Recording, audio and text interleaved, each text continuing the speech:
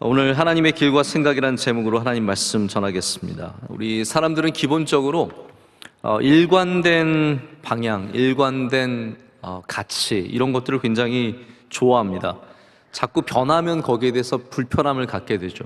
그래서 뭐 수능의 난이도라든지 또 혹은 출제 방식이 바뀌는 것을 별로 이렇게 달가워하지 않습니다.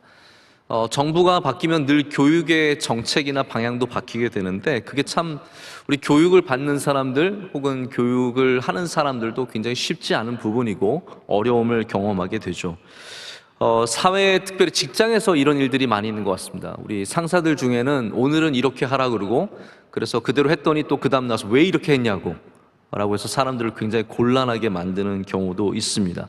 우리 남자들은 군에서 그런 거 많이 경험했습니다. 군에서 오늘 땅 파라고 해서 파면 다음 날 와서 다시 묻으라고 우리가 그래서 다시 묻는 일들 뭐 방향도 없고 일관성도 없는 거죠. 굉장히 어렵습니다. 마음이 힘들죠. 그럼 우리가 믿는 하나님은 어떤 분이실까요? 우리 하나님은 과연 일관성이 있는 분이실까요? 아니면 일관성이 없으신 분일까요? 저는 굉장히 이 주제를 즐거워합니다. 아주 굉장히 신학적으로도 재미있는 주제인 것 같고 또 우리가 신앙생활 하면서도 이 주제 이거를 잘 알아야 하나님께 나아가는 방식에 있어서 고착화되지 않고 굉장히 겸손하게 또 하나님을 간절히 바라는 마음으로 하나님의 역사하심을 기대하는 마음으로 나아가게 되는 것 같습니다.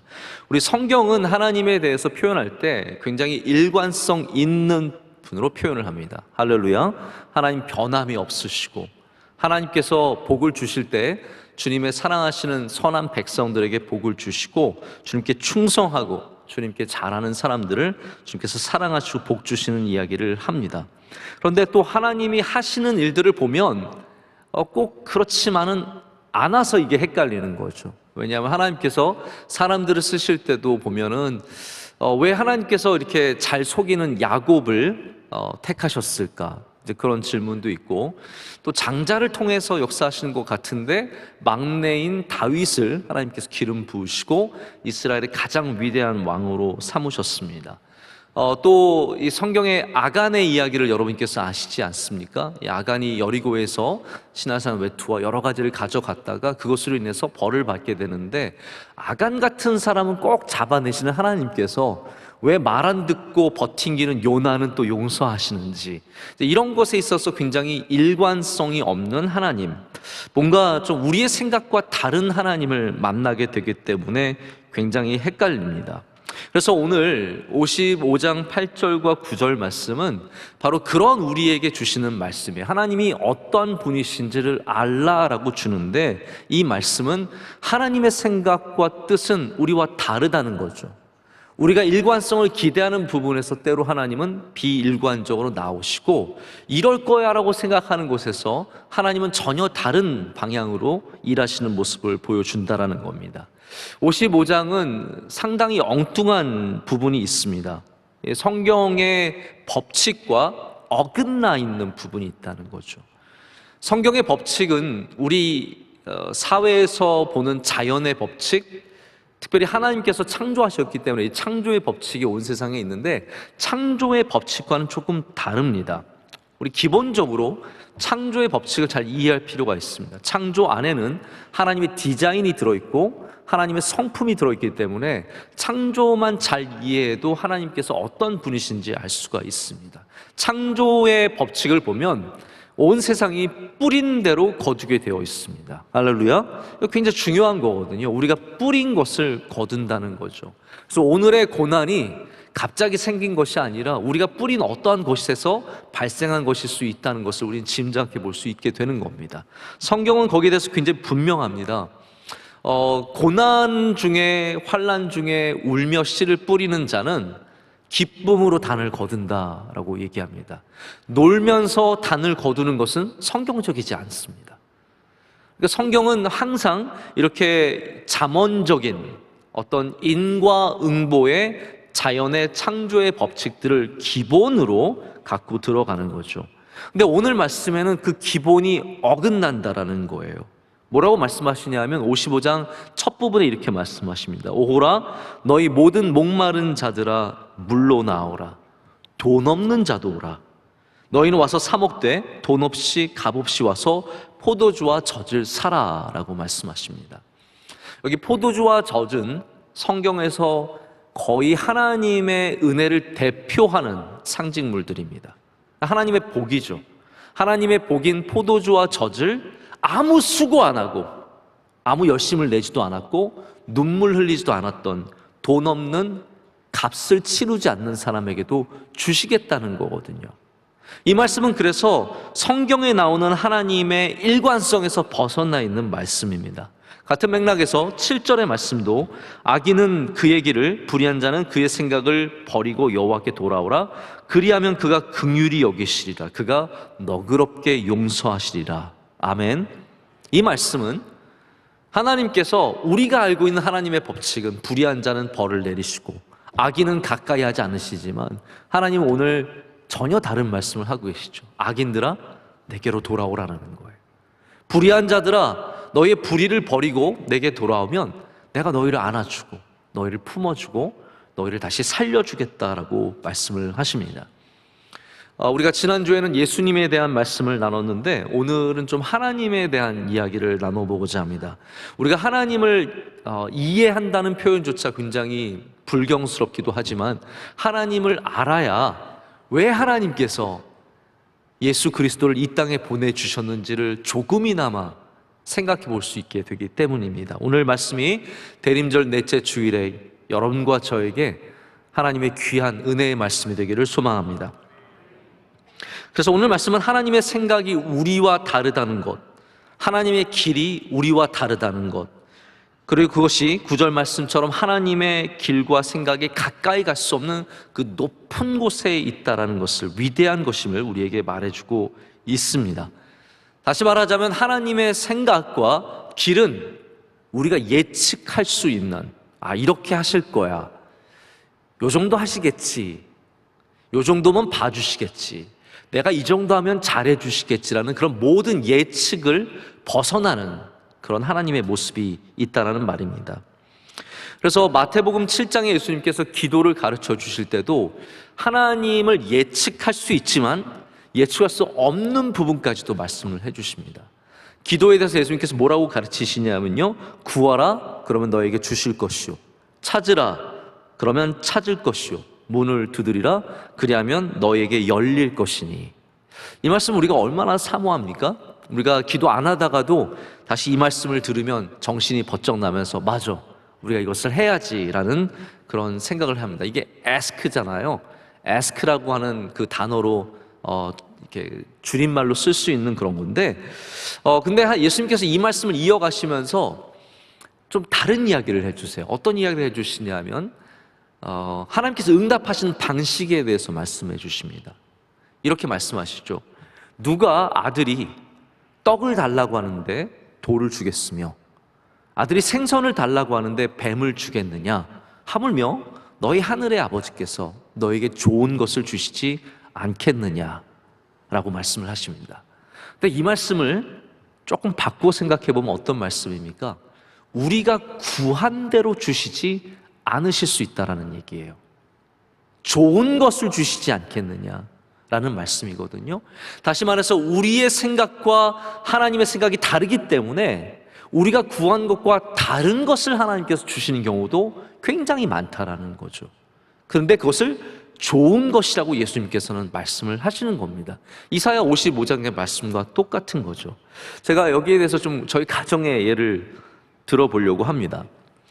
저희는 우리가 원하는 때에 아이를 얻지 못했습니다. 하나님, 우리 지금 딱 아이를 갖기 좋은 때입니다. 아이를 주세요. 근데 안 주시더라고요. 그래서 그 젊은 시간 다 지난 다음에 40이 되어서 아이를 주셨어요. 근데 나중에는 구하지도 않았는데 3명이나 주시는 거예요.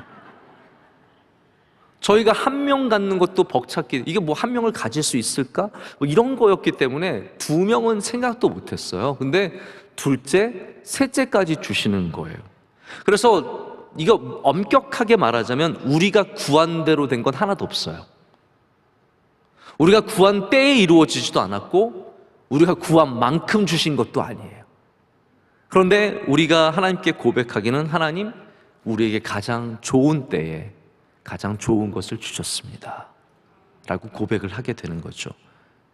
하나님은 우리의 기도에 그것을 그대로 돌려주는, 받아 쓴 대로 돌려주시는 하나님이 아니라 우리가 예측하지 못하는 하나님의 생각과 뜻 가운데 일하시는 분이시라는 겁니다. 그래서 오늘 성경에는 그것을 높음이라고 표현합니다. 하나님은 높으신 분이세요. 하나님의 길과 생각은 높으셔서 우리가 낮은 곳에서 보면은 우리가 보이는 건 굉장히 제한적입니다. 우리가 볼 수 있는 것은 내 바로 눈앞에 있는 것들. 그걸 보면서 자꾸 하나님, 저는 이 사람만 주시면 됩니다. 하나님, 저는 이 길만 열어주시면 되고요. 하나님, 저는 이 직장만 들어가게 해주시면 됩니다. 우리는 평면적으로 길을 보기 때문에 우리 앞에 있는 것밖에 보지 못하죠. 그러나 조금만 높아지면 하나님께서 보시는 그 시각으로 보실 때는 다른 길이 너무 많은 거예요. 좋은 길이 많은 거죠.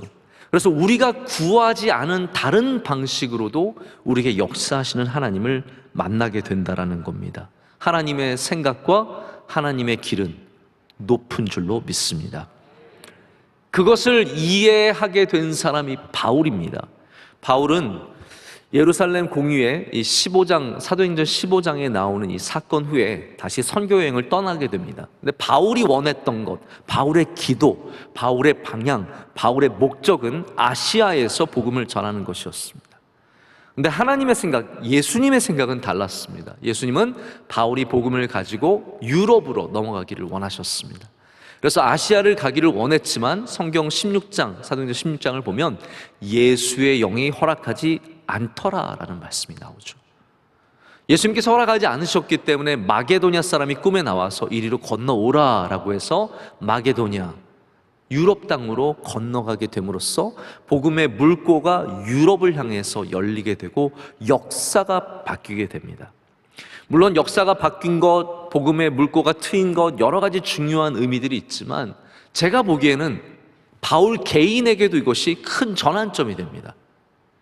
바울이 선교 여행을 얼마나 철저하게 준비했겠습니까? 바울 같은 사람, 바울이 얼마나 철두철미한 사람입니까? 글 쓴 거 보세요. 성격이 나오지 않습니까? 이 사람이 얼마나 자기의 모든 여정들을 잘 준비를 하겠습니까? 그런데 예수님께서는 그의 계획대로 살아가는, 그가 세운 철저한 계획 속에서 살아가는 것이 아니라 예수님의 인도함 속에 다니기를 원하셨던 거죠. 그래서 바울에게 이런 훈련을 주셨고 이 훈련으로 말미암아 바울은 마게도냐로 가고 나중에는 모든 사람들이 가지 말라고 막던 예루살렘으로 죽기 위해서 갑니다. 왜냐하면 주님께서 거기로 인도하시니까요. 그리고 로마로 가게 되는 것도 자기의 계획이 아니라 주님께서 인도하시기 때문에 그곳으로 담대하게 가는 것을 보게 됩니다. 여러분, 우리가 우리의 인생을 하나님의 인도함 속에 담대하게 살아가려면 하나님의 길이, 하나님의 생각이 우리보다 높으심을 인정해야 합니다. 우리 21세기는 데이터의 시대라고 해도 과언이 아닙니다. 얼마나 데이터가 발달되어 있고 발전되어 있는지 모릅니다. 며칠 전에 저희 부목사님들 몇 명과 함께 식사를 하면서 대화를 나눴는데 우리가 우스갯소리로 그런 얘기를 했어요.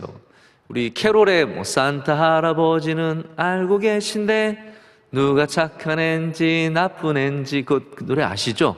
네, 참 좋은 노래인데 저희가 그 얘기를 하면서 산타 할아버지는 몰라, 구글 할아버지가 알아.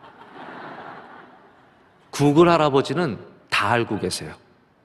여러분이 나쁜 앤지 착한 앤지 다 알고 있습니다.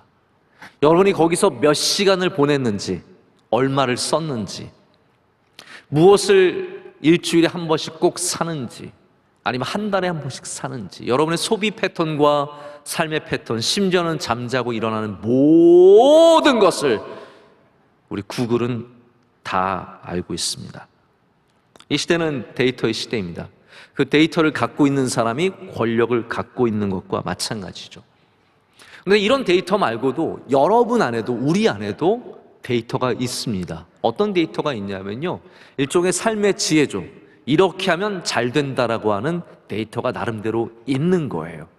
그렇기 때문에 우리가 아이들을 좋은 대학에 보내려고 하는 이유는 이게 데이터가 그렇게 말하고 있기 때문이에요. 좋은 대학을 나와야 성공하는 삶을 산다. 좋은 집을 가져야 성공한 사람이 된다. 이런 모든 데이터가 가리키는 방향이 있습니다. 근데 어느덧 그 데이터를 신봉하게 된 우리는 하나님보다 이 세상의 데이터를 더 신뢰하게 되었습니다. 그래서 우리의 인생의 모든 것을 이 세상의 데이터를 통해서 그 방향으로 잡고 나아가기를 원하게 된 거죠. 하나님을 믿는 사람들, 우리 백성들은 이 세상의 데이터보다 하나님을 더 신뢰할 수 있어야 합니다. 하나님의 생각, 하나님의 뜻, 하나님의 길, 믿음의 길, 이 길들을 더 귀하게 여기는 사람이 세상을 쫓아가는 사람이 아니라 주의 말씀과 주의 뜻을 쫓아가는 사람이 된다라는 말입니다. 하나님은 빅 데이터를 가지신 분이 아니라 비기스트 데이터를 가지신 분이십니다. 그런 하나님께서 우리의 생각과 다른 것이 얼마나 많으시겠습니까? 하나님의 지혜와 명철 속에서 보실 때 우리가 잘못된 방향으로 가는 것이 얼마나 많이 보이시겠으며 우리가 갖지 않아야 할 것을 구하는 것이 얼마나 많이 보이시겠습니까? 그런 하나님께서 우리에게 오늘 그렇기 때문에 하나님께 나아오라고 말씀하십니다. 너희 목마른 자들아 내게로 나아오라. 어떻게 살아야 하는지 모르는 너희들아 내게로 나아오라. 그런데 우리가 예상하는 하나님은 의인들을 모으시고 착한 사람들 모으시고 복 있는 사람들 모으셔서 거기서 일하실 것 같지만 이사야 55장에는 아니라는 거죠. 너희 죄인들도 나한테 오르고 너희 불의한 사람들도 나한테 오고 돈 없는 사람들도 나한테 다 나오라고 말씀하십니다. 이것이 오늘 우리를 부르시는 하나님의 높은 뜻인 줄로 믿습니다. 여기는 간단하게는 두 가지 메시지가 있어요. 첫 번째로는 우리의 생각보다 하나님의 생각이 더 높으시다는 오늘 본문 말씀의 내용과 똑같은 부분이고요. 두 번째는 이겁니다. 하나님께서 이렇게 말씀하시는 거죠. 너희가 자꾸 나의 생각과 나의 뜻을 단정짓지 말아라 라는 거예요. 하나님의 뜻을 아는 것처럼 우리가 다 알고 있는 것처럼 그렇게 생각하지 말라라는 거죠. 자, 이 부분에 대해서 제가 좀 설명을 드리겠습니다. 이사야의 시대는 이스라엘의 정치적으로 종교적으로 존폐 위기에 처해져 있던 아주 어려운 시대였습니다. 정치적으로는 아시리아와 애굽 사이에서 갈팡질팡했습니다. 마치 우리나라가 중국과 미국 사이에서 어떻게 해야 될지 모르는 것처럼 굉장히 어려운 상황 속에 놓여져 있었습니다. 게다가 이스라엘이 종교적으로 다시 말해서 야훼 하나님을 섬기는 데 있어서 너무나 타락한 모습을 보여줬습니다. 성경 말씀에 기록하기를 이스라엘 사람들이 상수리 나무 사이 푸른 나무 아래서 음욕을 피우며 골짜기 가운데 바위 틈에서 자녀를 죽이는도다 라고 말하고 있습니다. 이 말씀은 제가 여러 번 언급했지만 인신제사, 즉 밀곰과 몰렉 같은 신이죠. 이 우상에게 자녀를 태워서 자기의 잘됨을 위해서 자녀를 태워 바치는 끔찍한 제사를 말하는 겁니다. 신앙이 완전히 무너져 있고 정치는 흔들리는 가운데 있었습니다. 그러면 그런 상황 속에서 오늘 본문 말씀은 어떠한 의미겠습니까? 우리가 믿는 하나님, 우리가 아는 하나님, 특별히 구약의 하나님은 진노하시는 하나님, 정의의 하나님, 심판하시는 하나님 아닙니까? 하나님에겐 빈틈이 없습니다. 죄를 짓고 살아날 방법이 없습니다. 진노하시는 하나님 앞에 우리의 잘못과 죄악은 낱낱이 밝혀지게 되어 있고 우리는 거기에 상응하는 벌을 받게 되어 있습니다. 그래서 벌을 받는 것은 다시 말해서 네가 잘못이 있다, 죄를 지었다는 그런 표시였죠. 욥의 친구들이 끝까지 욥 너가 죄가 있으니까 이런 고난을 당하지라고 주장했던 이유가 바로 그러한 구약의 철저한 일관된 법칙을 그들이 잘 이해했기 때문입니다. 근데 오늘 하나님께서는 이사야에서 전혀 다른 말씀을 하십니다. 너희가 나를 다 알고 있다고 생각하지 마라. 나는 항상 심판하는 하나님, 분노하는 하나님, 진노하는 하나님으로 네가 단정짓겠지만 아니라는 거죠. 그건 오해라는 거예요. 내 생각은, 내 뜻은 너희보다 높고 커서 만약에 너희가 죄를 지었더라도 내게 나오면 나는 사랑으로 용서하고 품어주겠다라고 말씀을 하시는 겁니다.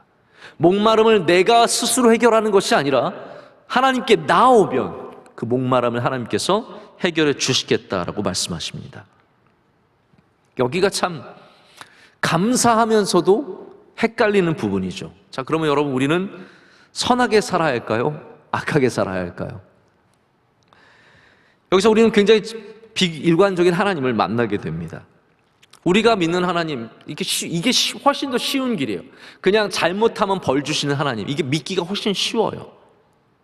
근데 하나님은 절대로 그렇게만 역사하지 않습니다. 때로는 우리의 정말 하나님 이렇게 하면 하나님께서 기도 들어주시려나 아무리 노력해도 그것이 하나도 하나님께 안 먹힐 때가 있습니다. 그러나 우리가 죄짓고 방황하고 하나님을 멀리 떠났는데도 하나님께서 우리를 긍휼히 여겨주셔서 우리에게 복을 주시고 다시 돌아오게 하는 은혜를 주실 때도 있잖아요.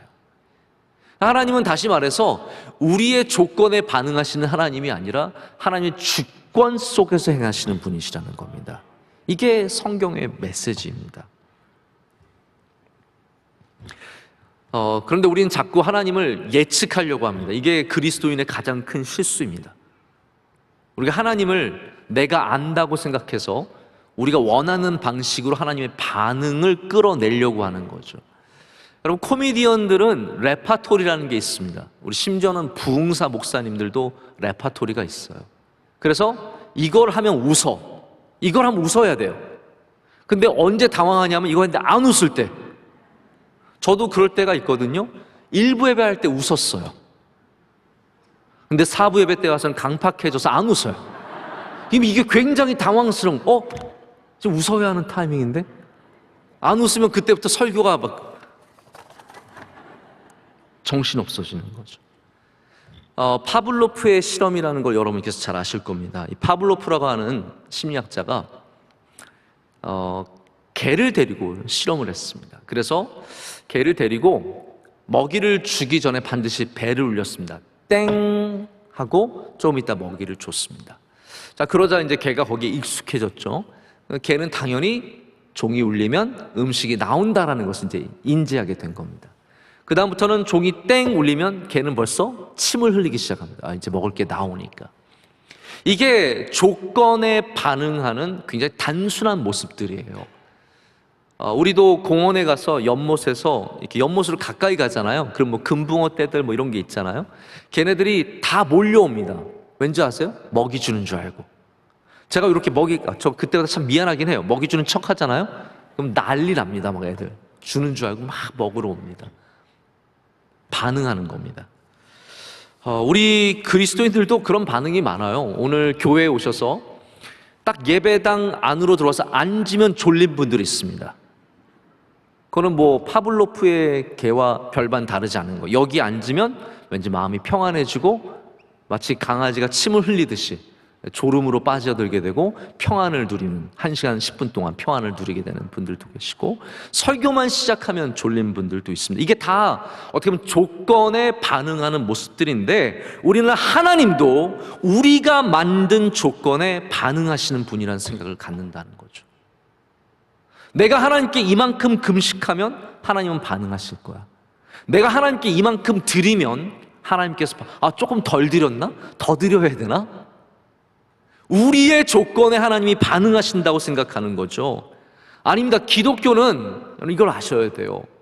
매직 포뮬라라는 게 없습니다. 어떤 공식을 만들어서 신앙생활하는 것이 아니라 우리보다 훨씬 크신 주권을 가신 하나님 앞에 엎드리는 것이 기독교입니다. 그렇기 때문에 우리는 하나님의 긍휼하심을 바라는 거지, 우리가 만든 어떠한 조건에 하나님이 반응하는 것을 기대해서는 안 된다라는 거죠. 제가 저희들 아이들 가끔 데리고 문방구에 갈 때가 있는데요. 문방구에 가면 이제 여러 그 아이들 동전을 잡아먹는 기계들이 있습니다. 뭐 몰랑이 나오고 탱탱볼 나오고 이런 것들 다 500원씩 넣으면 나와요. 그 중에 하나가 추파춥스가 나오는 게 있습니다. 이렇게 막대 사탕이죠. 아이들이 참 좋아하는 사탕인데 500원을 넣으면 기본적으로 2개가 나옵니다. 그런데 이게 참 아이들의 사행심을 조장하는 거예요. 때로는 이렇게 뺑뺑 돌다가 뾰루룩 하면서 4개가 나와요. 그러면 이게 기분이 얼마나 좋은지 모릅니다. 저도 그래서 저희 아이들 셋이니까 데리고 가서 넣은 다음에 제발 4개 나와라. 우리 다 먹을 수 있게 4개 나와라. 4개가 나오면 저희 다 먹게 되는 거, 2개만 나오면 저랑 영민이 둘만 먹게 되는 거죠. 얼마나 안타깝습니까? 근데 이게 변치 않고 갖고 있는 진리는 뭐냐 하면 추파춥스 외에는 안 나옵니다. 우리가 아무리 빌고 아무리 바라고 그 앞에서 천일을 버티고 앉아 있어도 다른 금덩어리가 나오진 않습니다. 우리가 넣는 그것이, 기대하는 그것이 나오게 되어 있습니다. 하나님은 다르다는 거죠. 우리의 신앙생활이 마치 하나님께 500원을 집어넣고 우리가 기대하는 것이 나오기를 기다리는, 그래서 1000일을 기다리면 나오겠지, 혹은 내가 10일을 금식하면 나오겠지, 이런 신앙생활이 되어서는 안 된다는 겁니다. 하나님은 우리가 기대하지 않았던 것을 주실 수 있는 분이십니다. 그래서 어떤 사람에게는 그것이 금덩어리가 되어서 나오고 어떤 사람에게는 아무것도 안 나올 수 있는 것이 하나님이 역사하시는 방식이라는 겁니다.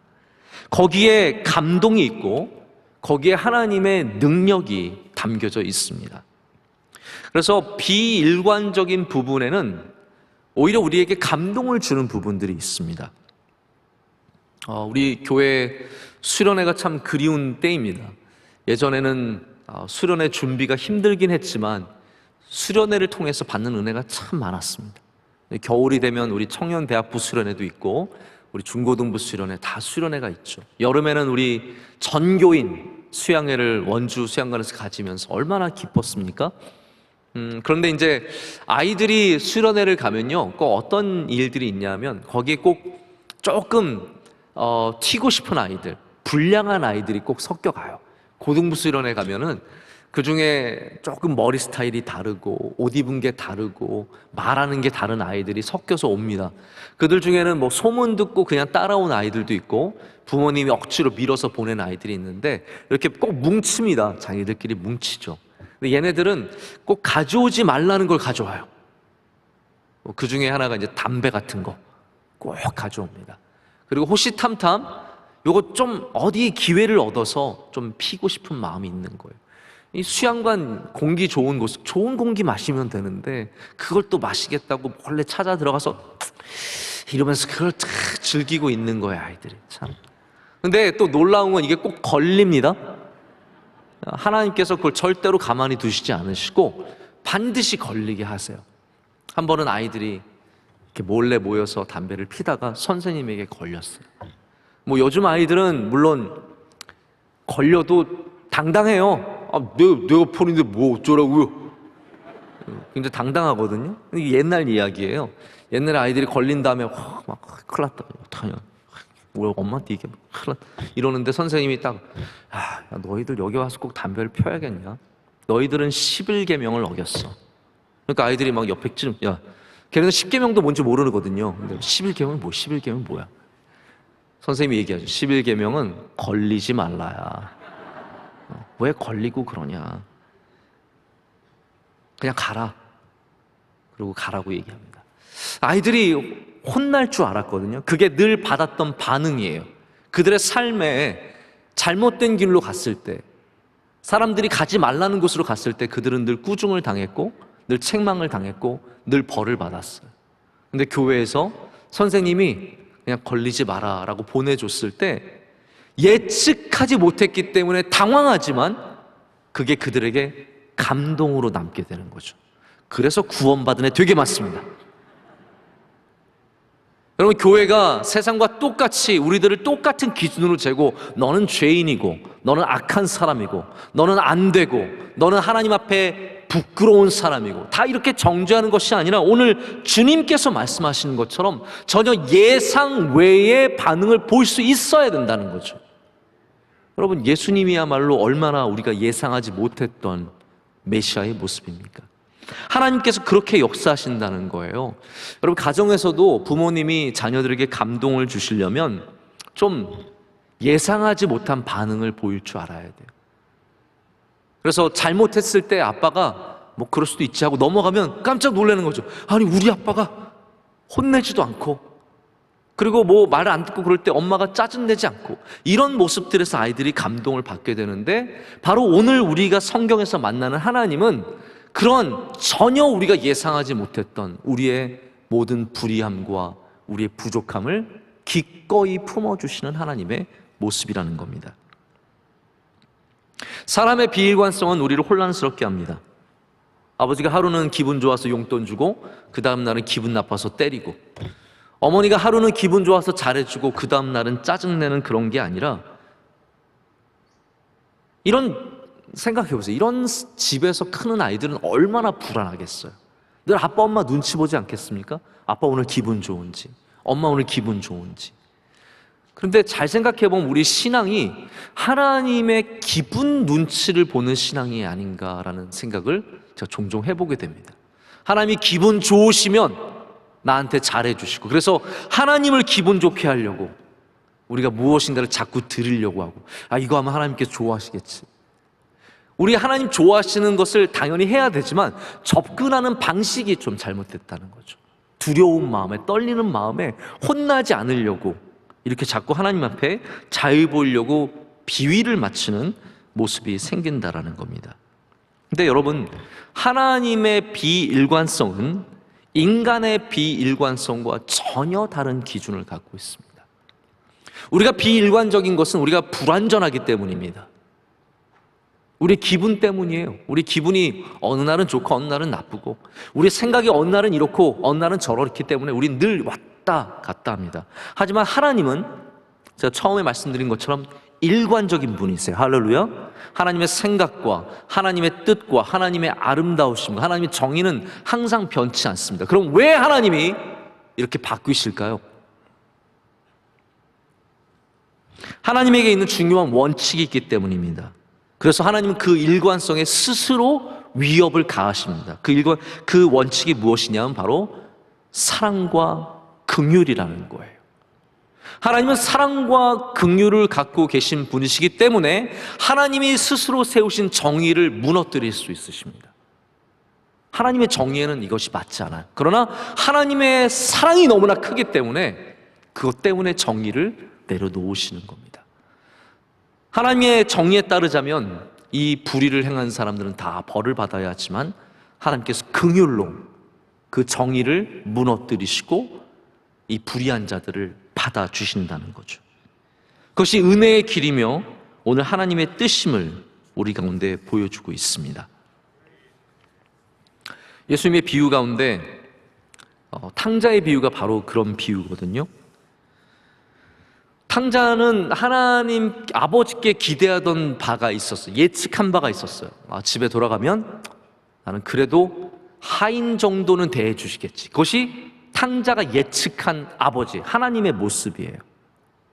근데 아버지께서 그 탕자를 받아주실 때는 전혀 그런 규칙과 규율은 다 없습니다. 하나님께서 돌아온 아들에게 야, 너 먹은 거 다 뱉어, 다 토해놔, 그거 갚을 때까지 넌 집에 들어오지도 마, 이런 것이 아니라 전혀 예상하지 못했던 그의 옷을 갈아입혀서 채색 옷을 입히시고 가락지를 띄워주고 송아지를 잡아서 잔치를 벌여주신다는 거죠.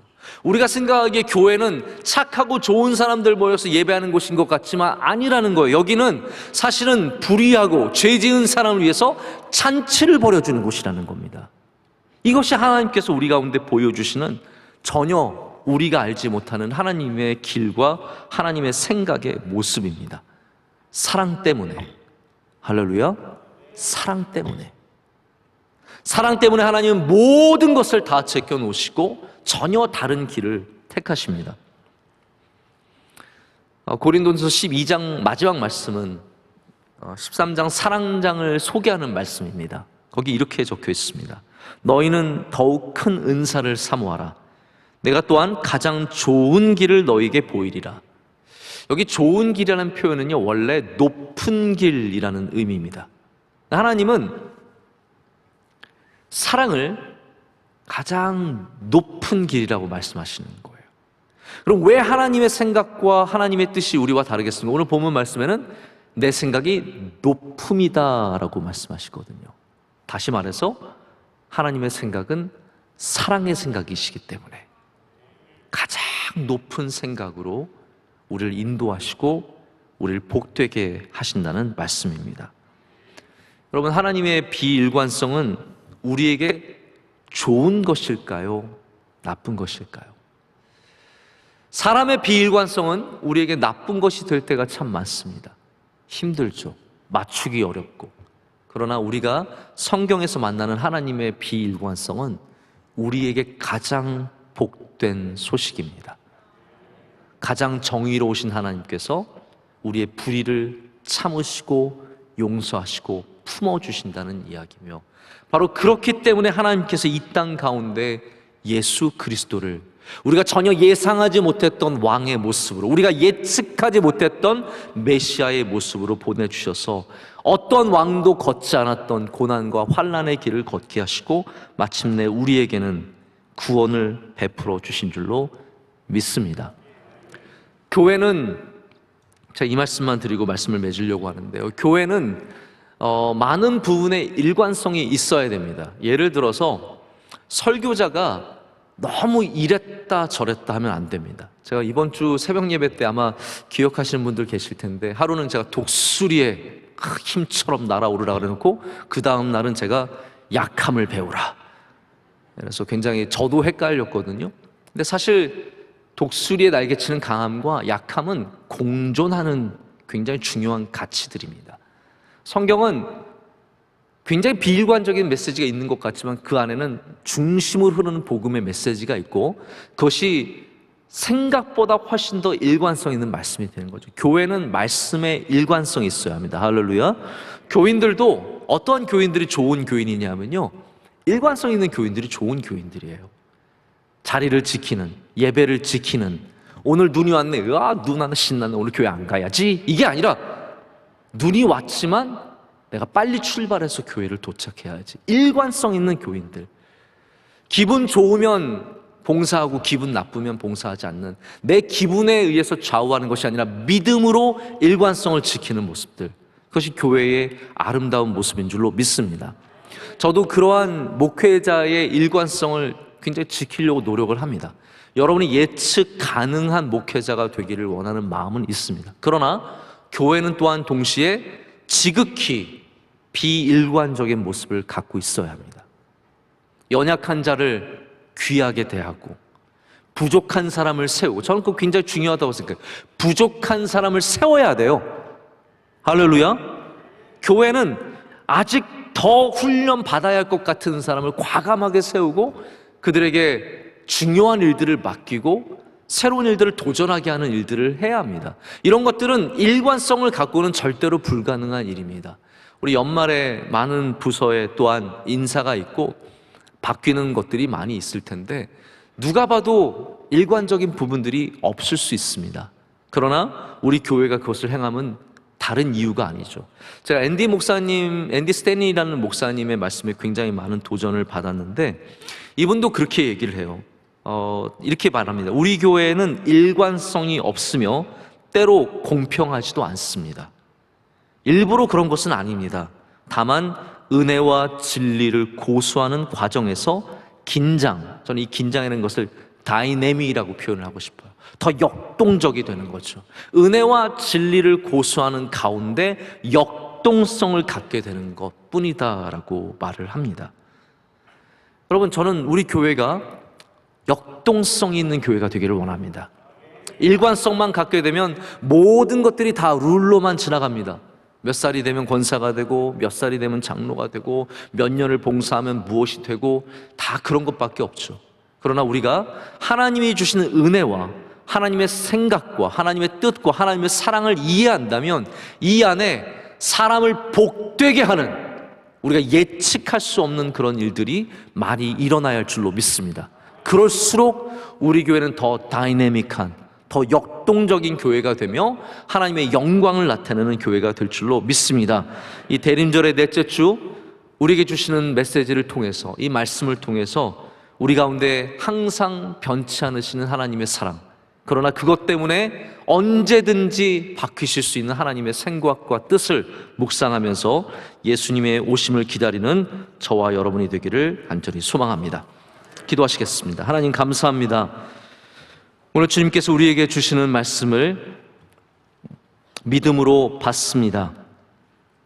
하나님은 영원히 변치 않으시며 그런 하나님께서 우리를 위해 언제든지 변하실 수 있다는 그 말씀을 받습니다. 하나님께서 의인을 사랑하시지만 죄인을 사랑하심을 믿습니다. 우리는 부족하지만 잘나고 똑똑한 사람들만이 아니라 연약한 자들도 하나님의 나라에서 귀하게 쓰임을 받는 것을 믿습니다.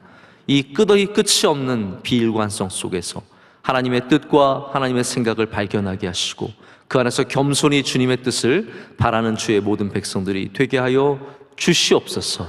예수님의 이름으로 기도드립니다. 아멘.